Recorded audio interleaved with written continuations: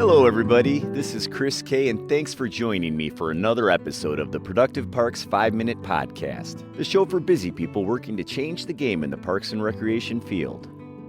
Today, we're going to be talking about spring turf maintenance, preparing for the growing season. Few things are as satisfying as seeing lush, full lawns in your parks or athletic fields. It takes a lot of work to get them there, and just as much, if not more, to maintain them throughout the season.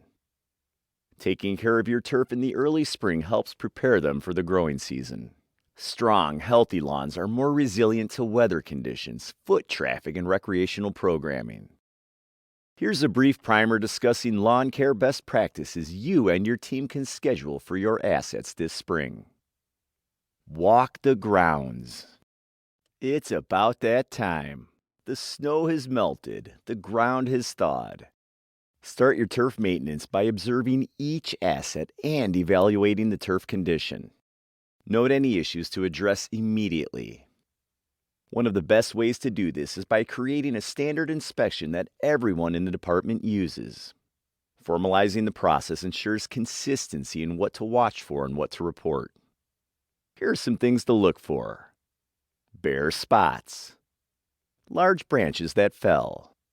Edging near flower beds and trees. Vandalism or graffiti. Damage from plows or other vehicles. Burn spots from salt. Once the inspections are complete, run the findings through your work order system so they can get resolved.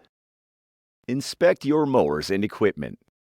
Have your equipment ready when the growing season starts. Ideally, your team winterize the mowers before storing them. Check your mowers to make sure the blades are sharp. Also inspect and maintain parts like belts, tires, and bolts. Like your grounds, a standardized spring maintenance checklist for mowers could help ensure everything gets noticed during inspections. Also, check your edgers, blowers, spreaders, and other equipment. Detecting issues early helps ensure the equipment gets repaired before they disrupt workflow. Test your soil. The best way to help your lawns and turf thrive is by knowing the condition of your soil. After all, your turf is only as good as the soil supporting it. Soil testing helps you determine the soil's pH and what nutrients are present. Be sure to get your soil samples before fertilizer and soil amendments. Depending on the condition of your grounds, test soil every couple of years. Aeration. Aeration provides your turf with several benefits. It helps relieve compaction and improve drainage. It also helps reduce thatch and organic buildup. Aeration allows more water, oxygen, and nutrients to get into the soil near the roots of your turf. Generally speaking, fall is the ideal time to aerate. During the spring, the holes created provide an excellent location for weed seeds like crabgrass to germinate. But maybe you don't have the resources to aerate all of your grounds in the fall. Or perhaps there's an area where the land is so compacted that the turf can't grow. If you're dealing with these issues, aerating in the spring may be necessary. If you plan on aerating in the spring, do it when the weeds have established, but before they start to go to seed. For many climates, this is around Memorial Day.